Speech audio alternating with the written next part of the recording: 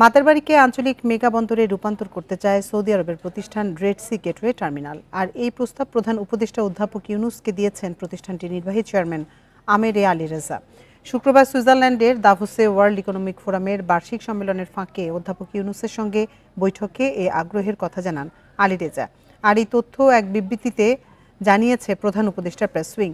বৈঠকে Red Sea gateway টার্মিনালের নির্বাহী চেয়ারম্যান বলেন, তাদের প্রতিষ্ঠান মাতারবাড়ি বন্দরকে আরও উন্নত করে একটি মেগা বন্দরে পরিণত করতে সক্ষম। এ সময় তাদের কাছে বিনিয়োগ বৃদ্ধির পাশাপাশি এক্ষেত্রে সহযোগিতা বাড়ানোর আহ্বান জানান অধ্যাপক ইউনুস। বলেন, চট্টগ্রামকে রপ্তানি ও শিপিং হাব হিসেবে গড়ে তুলতে বঙ্গোপসাগর তীরে আরও বন্দর নির্মাণ করা হবে।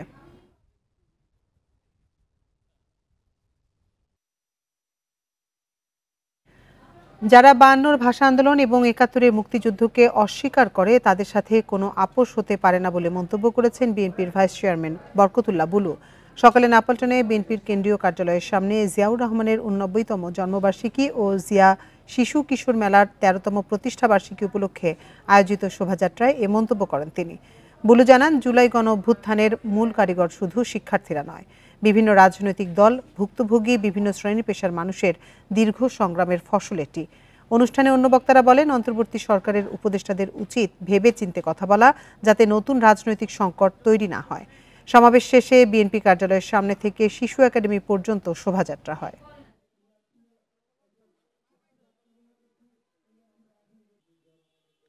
আমাদের 20,000 নেতাকর্মী জীবন দিয়েছে, 2,000 নেতাকর্মী গুম হয়েছে, আমাদের হাজার হাজার নেতাকর্মী পুঙ্গত্ব বরণ করেছে, 65 লক্ষ নেতাকর্মীর বিরুদ্ধে আমাদের মামলা হয়েছে। বেগম খালেদা জিয়ার জীবন নাশের জন্য তাকে গ্রেপ্তার করে তাকে পুঙ্গ করে দিয়েছে। দিল্লিপন্থী ফ্যাসিবাদী আওয়ামী লীগকে নির্বাচন করতে দেয়া হবে না বলে হুঁশিয়ারি দিয়েছেন উপদেষ্টা মাহফুজ আলম। চাঁদপুরের হবিগঞ্জে হাজীগঞ্জ বাজারে পথসভায় এ হুঁশিয়ারি দেন তিনি। মাহফুজ বলেন, আওয়ামী লীগ দেশে ফিরলে আবারও ফ্যাসিবাদ ফিরে আসবে। তিনি বলেন, সংস্কার কমিশনের সুপারিশের ভিত্তিতে রাজনৈতিক দলগুলোর সাথে আলোচনা করা হবে, এরপর নির্বাচনের মধ্য দিয়ে ক্ষমতার পট পরিবর্তন হবে। জুলাই আগস্টে হত্যাকাণ্ড সহ দেশে সংগঠিত গুম খুনের বিচার করা অন্তর্বর্তী সরকারের প্রধান কাজ বলেও মন্তব্য করেন উপদেষ্টা মাহফুজ আলম।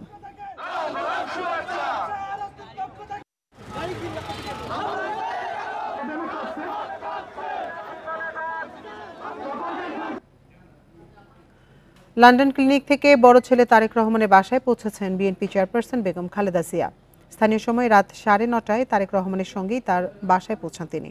এ নিয়ে 17 দিন লন্ডন ক্লিনিকে চিকিৎসার পর ছেলের বাসায় ফিরলেন বেগম খালেদা জিয়া। ব্যক্তিগত চিকিৎসক জানিয়েছেন, শারীরিক অবস্থার উন্নতি হওয়ায় হাসপাতাল থেকে ছাড়া পেলেন তিনি। লিভার প্রতিস্থাপনের সিদ্ধান্ত না হওয়ায় আপাতত বাসাতেই চিকিৎসকের তত্ত্বাবধানে থাকবেন সাবেক এই প্রধানমন্ত্রী। উন্নত চিকিৎসার জন্য 7 জানুয়ারি লন্ডন যান বিএনপি চেয়ারপারসন খালেদা জিয়া। সেখানে পৌঁছেই ভর্তি হন বিশেষায়িত হাসপাতাল লন্ডন ক্লিনিকে। চিকিৎসা চলে বিশেষজ্ঞ চিকিৎসকদের তত্ত্বাবধানে। এদিকে শুক্রবার লন্ডনে প্রয়াত রাষ্ট্রপতি জিয়াউর রহমানের ছোট ছেলে আরাফাত রহমান কোকোর মৃত্যুবার্ষিকীতে দোয়া মাহফিলের আয়োজন করা হয়। সেখানে খালেদা জিয়ার সুস্থতার জন্যও করা হয় দোয়া।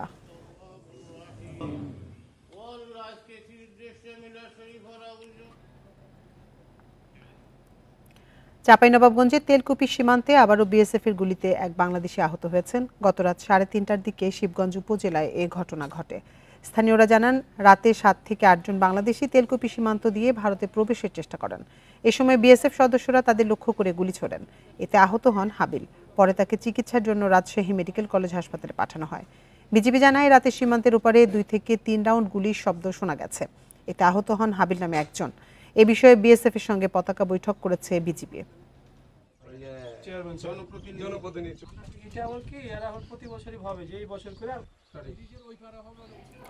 এ বিষয়ে আরো জানাতে রাজশাহী থেকে আমাদের সাথে যোগ দিচ্ছেন সহকর্মী মোস্তাফিজুর রহমান। মোস্তাফিজ, সীমান্তে গুলিতে যে বাংলাদেশে আহত হয়েছে তার শারীরিক অবস্থা সম্পর্কে সবশেষ কি তথ্য জানতে পেরেছেন, আর ঘটনার বিষয়ে বিজিবির কাছ থেকে কিছু জানতে পেরেছেন কিনা?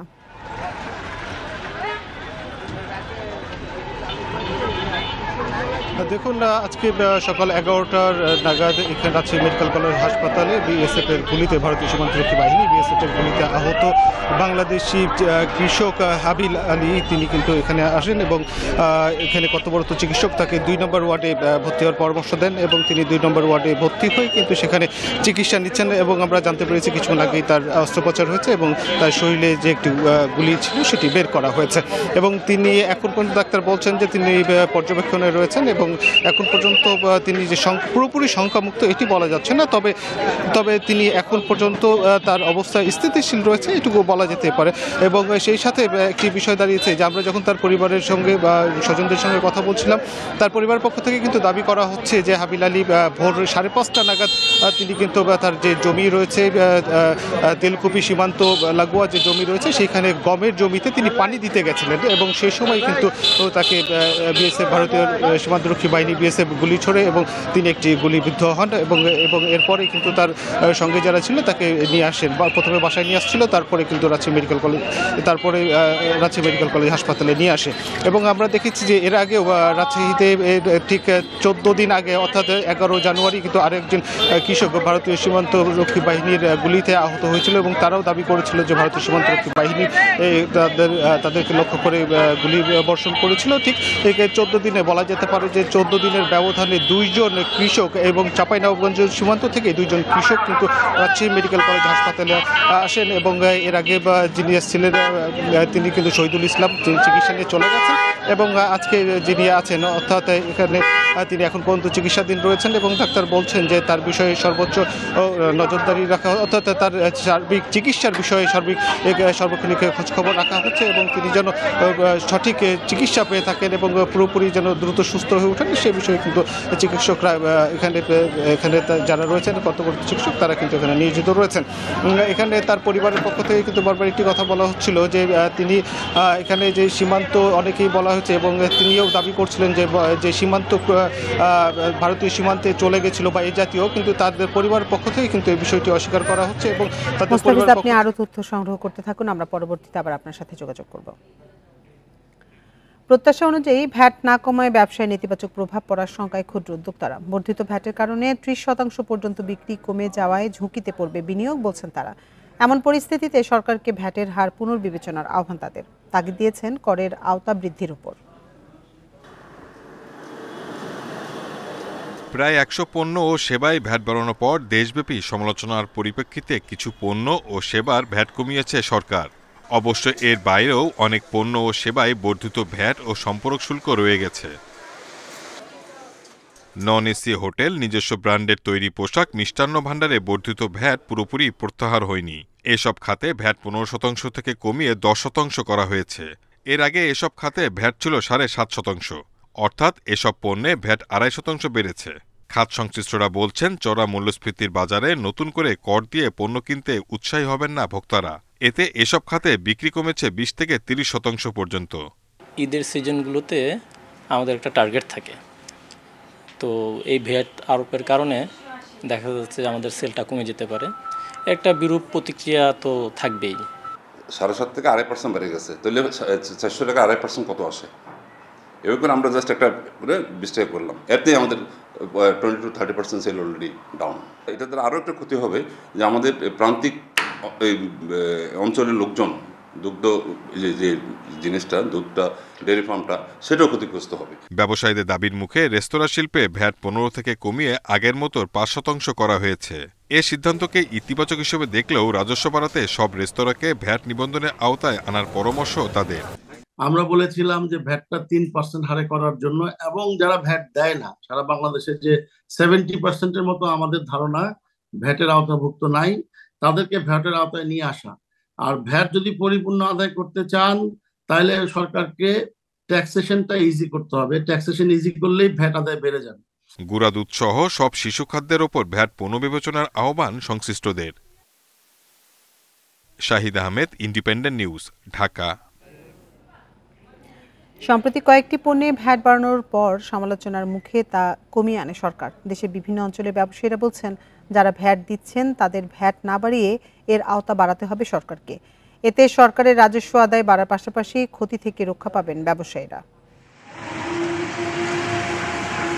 সিলেটে রেস্টুরেন্ট, পোশাক, মিষ্টি সহ বিভিন্ন প্রতিষ্ঠান মিলে বাণিজ্যিক প্রতিষ্ঠান রয়েছে লক্ষাধিক। এর মধ্যে ভ্যাটের আওতায় আছে অর্ধেক প্রতিষ্ঠান। তবে কিছু পণ্যের ভ্যাট পুনঃনির্ধারণে প্রভাব পড়বে প্রতিষ্ঠানগুলোতে। অনেক প্রতিষ্ঠানে তুলনামূলক কমছে বিক্রি। এতে ব্যবসায়ীদের ক্ষতির পাশাপাশি সরকার হারাবে বিপুল রাজস্ব। আমরা তো মনে করেন যে কোনো জিনিস বাড়াতে হলো একটু পরিকল্পনা নিয়ে বাড়াতে হয়, হুট করে বাড়াইয়া দিলাম, পরে আমাদের ব্যবসার দোষ নেমে গেল।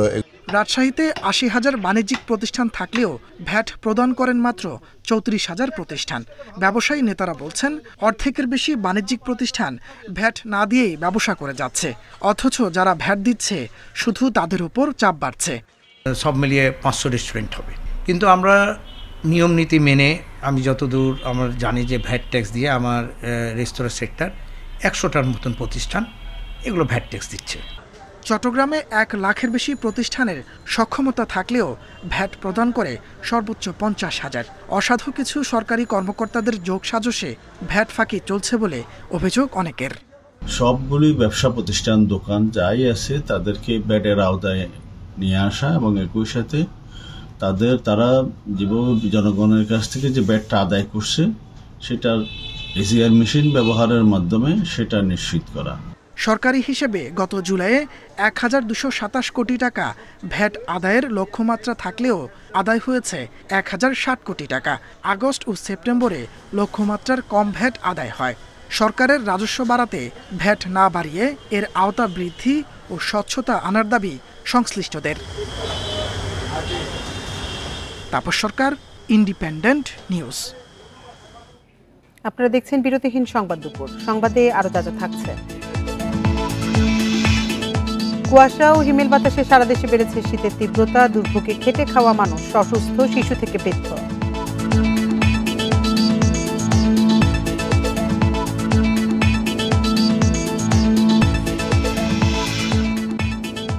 কৃত্রিম আলো দূষণের দিক থেকে বিশ্বে পঞ্চম ঢাকা। প্রকৃতির ভারসাম্য নষ্ট, রাতের আকাশে হারাচ্ছে ছায়াপথ, নক্ষত্র।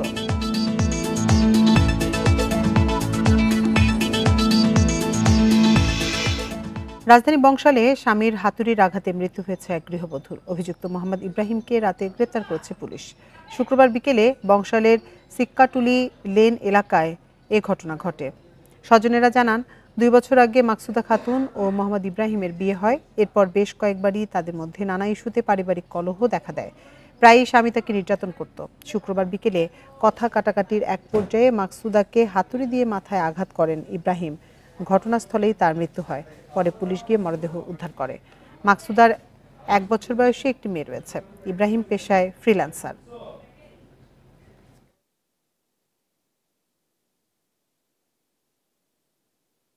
এনারা ওই একটা নাম দিচ্ছে আর কি, বুঝছেন। পরে বললাম না, একটা তো হবে না। আমার ভাগ্নে আমাকে বলছে যে ওনার সাথে আরও জড়িত আছে, আমাকে মারধর করছে, ঠিক আছে।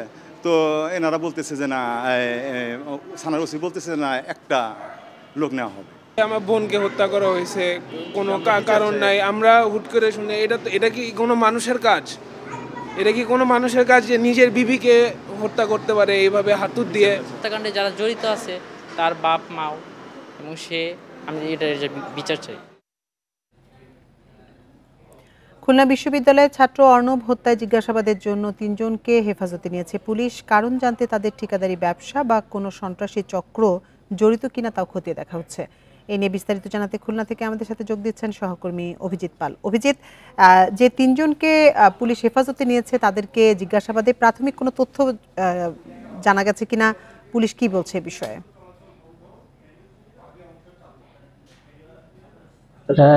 তিনজনকে পুলিশ হেফাজতে নিয়েছে, এটা পুলিশ নিশ্চিত করেছে। তবে এখনো পর্যন্ত প্রাথমিক জিজ্ঞাসাবাদে আসলে কোনো তথ্য পাওয়া গেছে কিনা বা হত্যার কোনো সুনির্দিষ্ট কোনো তারা উদ্ধারণ করতে পেরেছেন কিনা সে বিষয়ে কিন্তু তারা এখনো পর্যন্ত জানায়নি। আমরা কিছুক্ষণ আগে খুলনা মেট্রোপলিটন পুলিশের পুলিশ কমিশনার মনিরুজ্জামান মিশুর সঙ্গে আমরা কথা বলেছিলাম। তিনি আমাদেরকে বলেছেন যে তারা আসলে এই হত্যাকাণ্ডের সঙ্গে বিভিন্ন দিকগুলো তারা এখন তারা খুঁটে খুঁটে দেখছেন। তারা দেখছেন যে এই হত্যাকাণ্ডের সঙ্গে আসলে কোনো সন্ত্রাসী সংগঠন জড়িত আছে কিনা বা কোনো রাজনৈতিক বা অন্য কোনো বিষয় জড়িত আছে কিনা, বা এই অর্ণব সরকার সরকারের পিতা তিনি একজন ঠিকাদার, সেই ঠিকাদারি পেশার সঙ্গে কোনো সংশ্লিষ্টতা রয়েছে কিনা সেই বিষয়গুলো তারা কিন্তু দেখছেন। আমরা এখন অর্ণব সরকারের বাড়িতে আছি। কিছুক্ষণ আগে এখান থেকে মরদেহ আসলে সৎকার সম্পন্নের জন্য নিয়ে যাওয়া হয়েছে এবং সৎকার সম্পন্ন জন্য নিয়ে যাওয়া হয়েছে এবং সৎকার সম্পন্ন হওয়ার পরে হয়তো বা যে আইনানুগভাবে যে অন্যান্য যে বিষয়গুলো সেই বিষয়গুলো নেওয়া হবে বলে পুলিশের পক্ষ থেকে এবং পরিবারের পক্ষ থেকে জানানো হয়েছে। আমরা দুপুরের দিকে আসলে অর্ণব সরকারের যে মৃতদেহ সেই মৃতদেহের পোস্টমর্টম শেষ হয়ে যাওয়ার পরে মূলত লাশ আসলে পরিবারের সদস্যদের কাছে হস্তান্তর করা হয় এবং তারপর পরিবারের সদস্যরা আমরা কিছুক্ষণ আগে এখান থেকে আসলে সেই লাশ সৎকারের জন্য নিয়ে যাওয়া হয়েছে। আমরা এখানে অর্ণব সরকারের যিনি মৃত অর্ণব সরকারের যে কাকারা রয়েছেন আমরা তাদের সঙ্গে কথা বলেছিলাম এবং তারা আমাদেরকে জানিয়েছেন যে অর্ণব সরকার আসলে তিনি একটি বেসরকারি বিশ্ববিদ্যালয় থেকে ইঞ্জিনিয়ারিং সম্পন্ন করে খুলনা বিশ্ববিদ্যালয়ে তিনি এখন MBA এর ছাত্র ছিলেন এবং গতকাল বিকালে তিনি বাসা থেকে বের হন এবং রাত 8টার দিকে এখানকার পার্শ্ববর্তী একটি মোড়ে বসে পড়া এতিমখানার মোড়ে তাকে দেখা যায় এবং রাত 8:30টার দিকে তাকে সন্ত্রাসীরা তেঁতুলতলার মোড়ে গুলি করে আসলে তাকে হত্যা করে এবং এই ঘটনায় এখন পর্যন্ত আসলে হত্যার কারণ হিসেবে পুলিশ এখনো কোনো কিছু জানতে পারেনি। তারা শুধু বলছে যে তারা 3জনকে হেফাজতে নিয়েছে এবং তদন্ত শেষে আসলে বিস্তারিত জানা যাবে। খুলনা থেকে জানাচ্ছিলেন সহকর্মী অভিজিৎ পাল। থানা থেকে মাত্র 50 গজ দূরত্বে চট্টগ্রামের খুলশীতে একটি আবাসিক ভবনে ডাকাতি করতে গিয়ে ধরা পড়েছেন 12 জন। গোয়েন্দা পরিচয়ে ভবনে ঢুকে খেলনা বন্দুক দিয়ে ভয় দেখিয়ে ডাকাতির চেষ্টা করে তারা। এদিকে পুলিশ বলছে ডাকাত দলের সদস্যদের মধ্যে আছে চাকরিজীবী, প্রবাস ফেরত ও সাবেক ব্যাংক কর্মকর্তা। রয়্যাল রিজ নামে চট্টগ্রামের বিলাসবহুল এই ভবন থেকে খুলশী থানার দূরত্ব মাত্র 50 গজ। আর এই অল্প দূরত্বের ভবনেই গোয়েন্দা সদস্য পরিচয়ে ডাকাতি করতে আসেন কয়েকজন। শুক্রবার রাত 11:30টার দিকে মাইক্রো নিয়ে এই ভবনে প্রবেশ করেন, বেঁধে ফেলেন নিরাপত্তা কর্মীদের। খেলনা বন্দুক দিয়ে ভয় দেখিয়ে ভবনের 8 তলার একটি ফ্ল্যাটে হানা দেন। চোখ বন্ধ বেঁধে ফেলছে, এরপর আমাদের ইন্টারকমের লাইন, সিসি ফুটেজ সব কেটে দিছে এবং যেটা রেকর্ড হয় ক্যামেরায় ওইটা ওরা নিয়ে গেছে। এর মধ্যে টের পেয়ে ভবনের অন্যান্য বাসিন্দারা পুলিশকে খবর দেয়। ঘটনার সময় ফ্ল্যাট মালিক ও পরিবারের অন্য সদস্যরা কক্সবাজারে ছিলেন। পুলিশের সহযোগিতায়, আইন শৃঙ্খলা বাহিনীর সহযোগিতায় আমি আমার বাসা রক্ষা পাইছি। আমি একটা মামলা করব, আইন শৃঙ্খলা বাহিনী এটা দ্রুত তদন্তের মাধ্যমে এটা উদ্ঘাটন করবে। পুলিশ বলছে ডাকাত দলের কেউ পেশাদার নন, তাদের মধ্যে চাকরিজীবী, প্রবাস ফেরত ও সাবেক ব্যাংক কর্মকর্তা রয়েছে। তবে কি কারণে ডাকাতির মতো অপরাধে জড়ালেন তা এখনো জানা যায়নি। কেউ পটিয়া, কেউ সীতাকুণ্ড, মিরসরাই এই এলাকা থেকে এসছে। তাদের কারো পেশা হয়তো দোকানের কর্মচারী, কেউ হয়তো বিদেশ ফেরত। মূল সংগঠক হলেন এখানে ওয়াজেদ রাকিব। এদিকে এমন ঘটনায় আবাসিক এলাকার বাসিন্দারা নিরাপত্তা নিয়ে শঙ্কিত। মনে করছি এটা সেফ, নিরাপদ জায়গা, এটা মনে করি এখানে আসছে। সব সময় তো আর গার্জিয়ানরা থাকে না, আমরা মহিলারা থাকি। এখন একটা শুনলে তো সব সময় আমরা আমাদের মারি টেনশনে পড়ে যাই। আমরা গোয়েন্দা পরিচয়ে এমন ডাকাতির চেষ্টা ভাবিয়ে তুলছে আইন শৃঙ্খলা বাহিনীকে। নিরাপত্তা বাড়ানোর পাশাপাশি নগরবাসীকে সচেতন হওয়ার তাগিদ তাদের। Abdullah Rakib, Independent News, Chittagong. রাজধানীর যানজট কমাতে বিজয় সরণি থেকে ডান দিকের মোড় নেওয়া বন্ধ, যেতে হবে প্রধান উপদেষ্টার কার্যালয়ের প্রবেশ গেটের আগে ডানের মোড় দিয়ে। আগারগাঁও লিংক রোড, BICC মোড় অথবা আগারগাঁও ক্রসিং হয়ে এখন থেকে পৌঁছাতে হবে গন্তব্যে। 23 জানুয়ারি এক বিজ্ঞপ্তিতে এই নির্দেশনা দেয় DMP। এতে বলা হয়েছে ট্রাফিক বিভাগ মানিক মিয়া এভিনিউ ও তেজগাঁও শিল্পাঞ্চলের শহীদ তাজউদ্দিন আহমদ এভিনিউ সহ নানা পয়েন্টে চলাচল নিয়ন্ত্রণ করায় যানজট কমেছে। নগরবাসী এর সুফল পাচ্ছে। সে ধারাবাহিকতাতেই বিজয় সরণি ক্রসিংয়ের যানজট কমাতে এই সিদ্ধান্ত নিয়েছে DMP।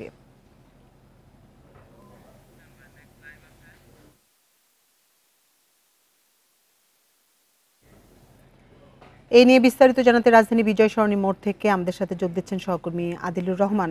আদিলুর, রাজধানীর যানজট কমাতে DMPর পক্ষ থেকে যে পদক্ষেপগুলো নেওয়া হয়েছে সেটি আসলে কতটা ফলপ্রসূ হয়েছে? আপনি সড়কের পরিস্থিতি কেমন দেখছেন?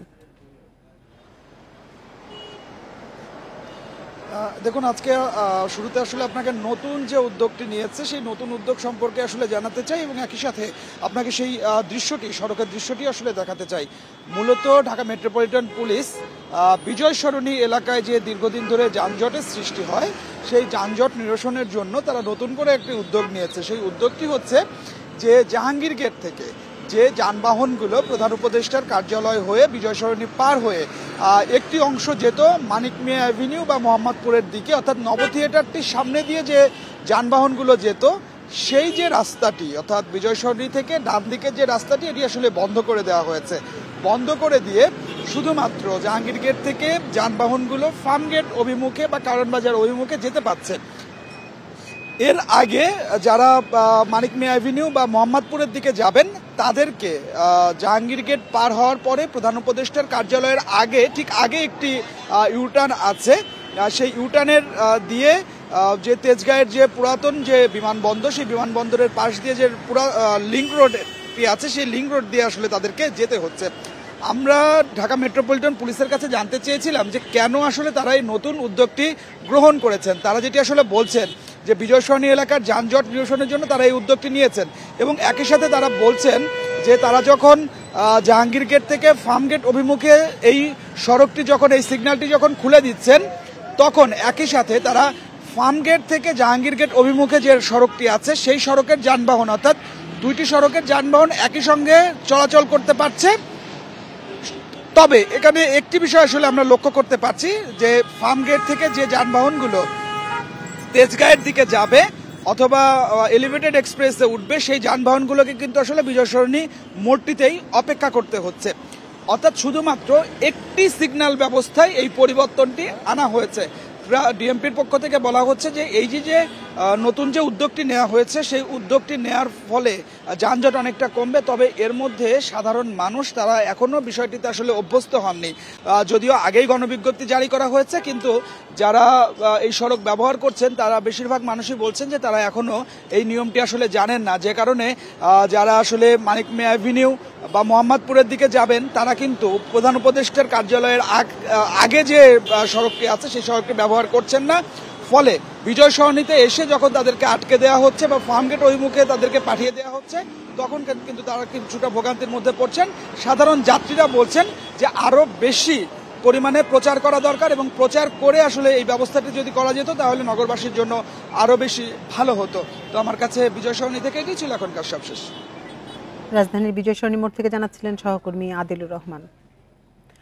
সবুজ কারখানা হিসেবে আন্তর্জাতিক লিড স্বীকৃতি পেয়েছে দেশের আরও দুটি পোশাক কারখানা। এর মাধ্যমে দেশে এখন পরিবেশ বান্ধব কারখানার সংখ্যা 235টি। শনিবার পোশাক প্রস্তুতকারক ও রপ্তানিকারক সমিতি বিজিএমইএ এ তথ্য জানিয়েছে। নতুন সনদ পাওয়া কারখানা দুটি হল আজমেরি কম্পোজিট নিট এবং TM jeans. Azmeri composite knit 63 point পেয়ে গোল্ড ও টিএম জিন্স 81 পয়েন্ট নিয়ে প্লাটিনাম রেটিং পেয়েছে। বিশ্বব্যাপী অর্থনৈতিক মন্দা এবং দেশের নানা প্রতিবন্ধকতার মধ্যেও তৈরি পোশাক শিল্পের টেকসই উন্নয়ন অব্যাহত রয়েছে বলে জানিয়েছে বিজিএমইএ। যুক্তরাষ্ট্রের US green building council lead পরিবেশ বান্ধব স্থাপনার সনদ দিয়ে থাকে। এই সনদ পেতে হলে একটি প্রকল্পকে ইউএসজিবিসি এর তত্ত্বাবধানে নির্মাণ থেকে উৎপাদন পর্যন্ত বিভিন্ন বিষয়ে সর্বোচ্চ মান বজায় রাখতে হয়।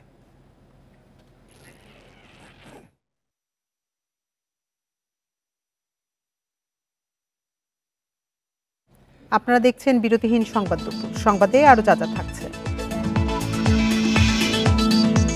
বিভিন্ন দেশকে সহায়তা 90 দিনের জন্য স্থগিত করলেন ট্রাম্প। আরো তীব্র তহবিল সংকটের শঙ্কায় জাতিসংঘ।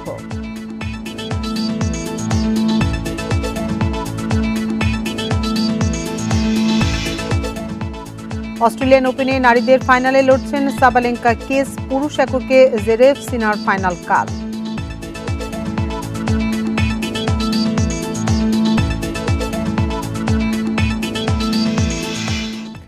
সারা দেশে বেড়েছে শীতের তীব্রতা। ঘন কুয়াশা ও হিমেল হাওয়ায় বেড়েছে ভোগান্তি। উত্তরের অনেক জেলায় 2 থেকে 3 দিন ধরে দেখা মিলছে না সূর্যের।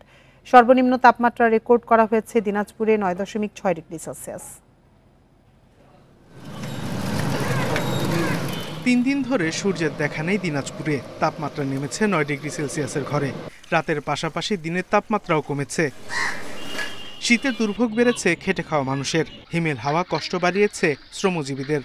সকালে আসতে অনেক কষ্ট হয়, রোদ উঠলে আবার কষ্ট হয় না। পঞ্চগড়ে দিনভর মেঘাচ্ছন্ন থাকছে আকাশ, মাঝে মধ্যে বৃষ্টির মতো পড়ছে কুয়াশা। 2 দিন ধরে সূর্যের দেখা পাননি জেলার বাসিন্দারা। 3 দিন পর আবার দেখা দিয়েছে মৃদু শৈত্যপ্রবাহ। আমি সকালে বাইর হয়েছি, এমন ঠান্ডার জন্য মানে সারগুলা ছিটা যাচ্ছে না, এমন অবস্থা। চুয়াডাঙ্গায় তাপমাত্রা শৈত্যপ্রবাহের পর্যায়ে না নামলেও অনুভূত হচ্ছে তীব্র শীত। কুয়াশার সঙ্গে হিমেল হাওয়া বাড়িয়েছে ভোগান্তি। ঠান্ডায় লোকজন বেড়াইতেছে না, আমরা বেড়াচ্ছি টুকটাক, কিন্তু মানুষ প্যাসেঞ্জার কম। ঠান্ডাজনিত কারণে অসুস্থ হয়ে যায়, যার কারণে ক্লাসগুলো মিস যায়, ভার্সিটির বিভিন্ন কার্যক্রম থেকে আমরা ব্যাহত হয়ে থাকি। মেহেরপুর, নাটোর, রংপুর, ঠাকুরগাঁও সহ বিভিন্ন জেলায় দিনের অনেক বেলা পর্যন্ত থাকছে ঘন কুয়াশা। এদিকে কুয়াশার কারণে পাটুরিয়া, দৌলতিয়া ও আরিচা কাজিরহাট নৌ রুটে ব্যাহত হচ্ছে ফেরি চলাচল। Sadequr Rahman Siddiqui, independent news. কৃত্রিম আলো দূষণের দিক থেকে বিশ্বে পঞ্চম অবস্থানে ঢাকা। প্রতিবছর প্রায় 10.5% হারে বাড়ছে উজ্জ্বলতার বিস্তার। ফলে ক্ষতির মুখে পড়েছে উদ্ভিদ ও প্রাণী, নষ্ট হচ্ছে প্রকৃতির জীবনচক্রের ভারসাম্য। বিশেষজ্ঞরা বলছেন, জীবজগতে ঘুম, বংশবৃদ্ধিতে নেতিবাচক প্রভাব ফেলছে আলো দূষণ।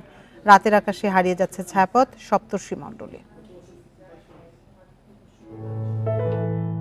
1901 সাল থেকে বৈদ্যুতিক বাতি ব্যবহারের পর কালের পরিক্রমায় এসেছে আধুনিক প্রযুক্তি। আলো ঝলমল তিলোত্তমা ঢাকা যেন রাতে আর ঘুমায় না। সূর্যাস্ত থেকে ভোর পর্যন্ত নতুন রূপে সাজে রাজধানী। তবে কৃত্রিম আলোর সাথে ধুলা দূষণ মিলে ধূসর করছে ঢাকার বায়ুমণ্ডল। শুধু অ্যান্ড্রোমেডা না, অনেক নেবুলা যেগুলো আমরা সবসময় এখন টেলিস্কোপ দিয়ে ছবি তুলি, সেগুলো তখন মানুষ খালি চোখে দেখতে পেত। আমাদের ঢাকা শহরে আপনার সবসময় দেখবেন যে রাতের বেলা একটা লাল একটা আভা হয়ে থাকে। ওটা হলো যে যত ধুলোকণা এবং ওয়াটার ভেপার যেগুলো আছে, বাষ্প, ওখান থেকে আমাদের যে রাস্তার যে লাইটগুলো, ওই লাইটটা গিয়ে রিফ্লেক্টেড হয়ে আবার ওটা ব্যাক করছে। মহাকাশ গবেষকেরা বলছেন, শহরের তুলনায় গ্রাম ও উপকূলে রাতের আকাশ অনেক স্বচ্ছ। সেখানে টেলিস্কোপে তোলা যায় গ্যালাক্সি, নেবুলা সহ মহাকাশের বিচিত্র সব ছবি।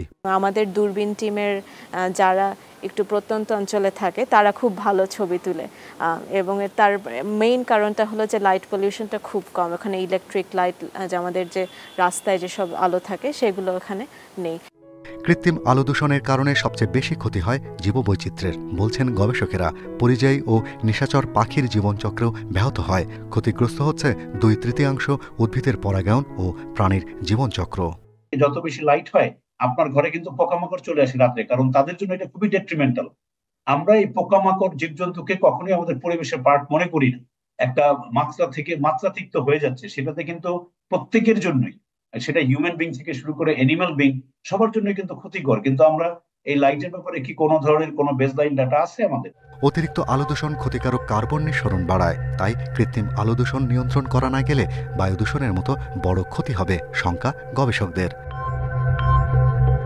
Shahriar Anirban, independent news, Dhaka. আর এই ছিল এখনকার সংবাদে। ইন্ডিপেন্ডেন্ট টেলিভিশনের সব খবরে বিস্তারিত জানতে চোখ রাখুন ফেসবুক, ইউটিউব এবং এক্সে। এতক্ষণ সাথে থাকার জন্য ধন্যবাদ সবাইকে।